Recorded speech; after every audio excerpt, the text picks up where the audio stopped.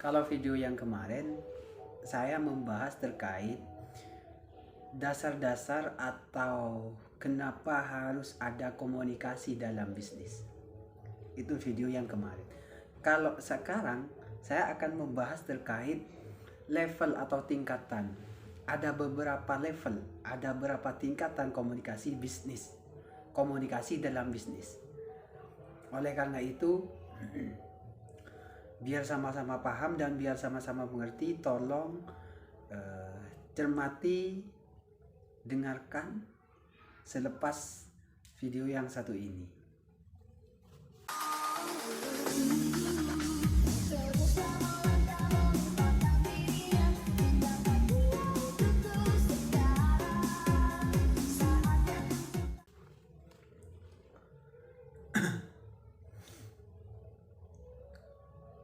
Oke, terima kasih terhadap sahabat entrepreneur, sahabat sukses di usia muda, masih setia menunggu dan masih setia mengkaji, belajar terkait bagaimana sukses di usia muda. Sesuai dengan tema besar pada kesempatan kali ini, komunikasi bisnis berdasarkan levelnya. Jadi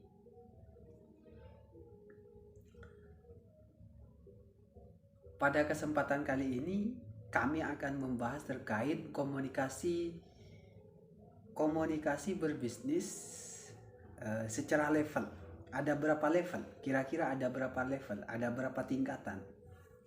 Oke. Sebelum kita lanjut, pertama patut kiranya kita bersyukur karena masih diberi kesempatan untuk tetap melanjutkan aktivitas kita, melanjutkan bisnis kita, melanjutkan edukasi dan pembelajaran kita setiap harinya. Oke. Biar tidak terlalu lama, mari kita simak bersama bahwa komunikasi bisnis dipandang secara level atau tingkatan kira-kira ada berapa. Di buku ini dijelaskan bahwa komunikasi bisnis dipandang secara levelnya atau tingkatannya, yaitu ada 3 tingkatan. Pertama, komunikasi dari bawahan ke atasan. Kedua, komunikasi dari atasan ke bawahan. Ketiga, komunikasi sesama tingkatan.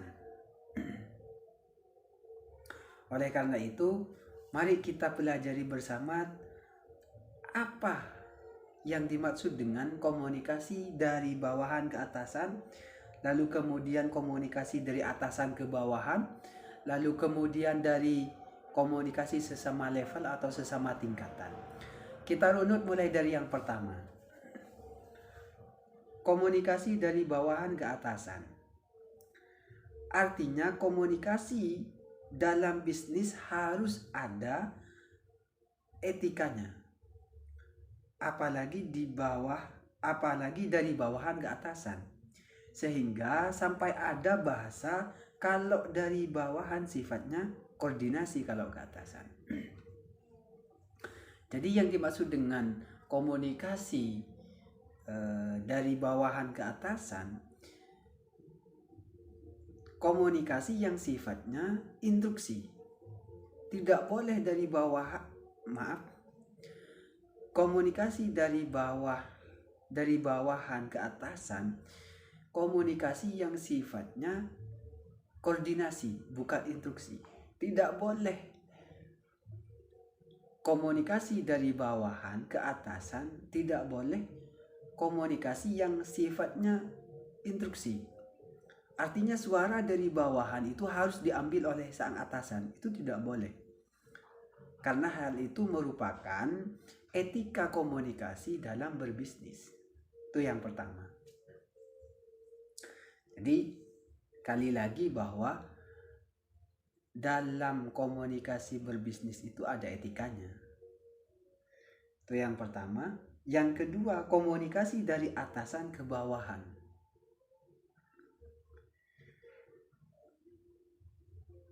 Perlu kita ketahui bersama bahwa yang dimaksud dengan komunikasi dari atasan ke bawahan adalah komunikasi yang mengedukasi.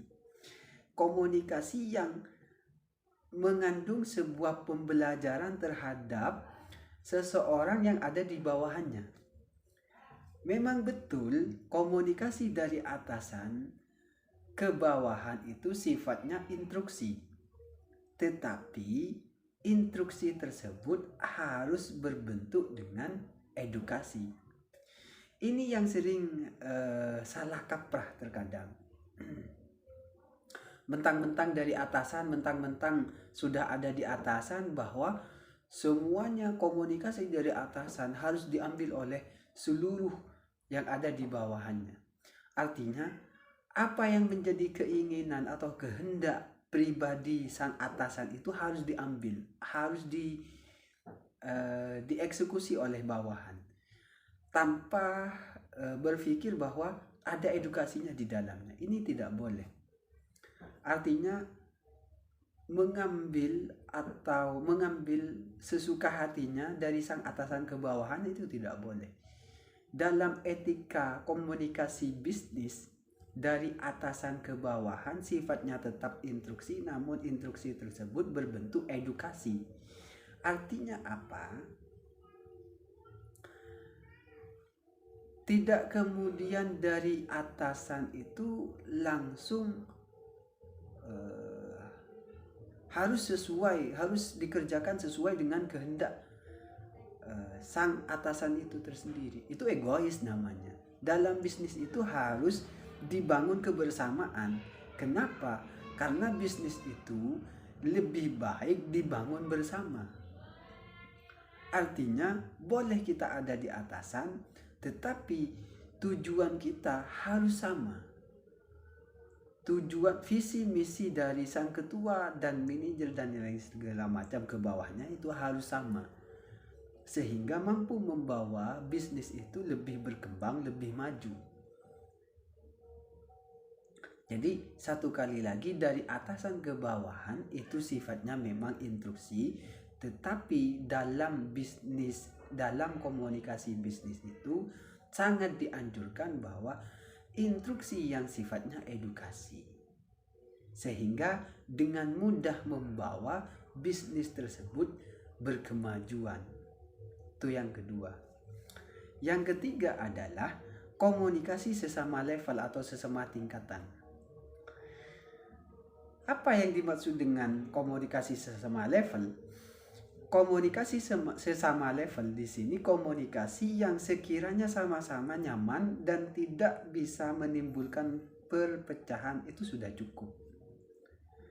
Artinya komunikasi sesama level itu sifatnya bukan instruksi dan sifatnya bukan koordinasi lagi, tetapi sama-sama sharing, sehingga bisa disimpulkan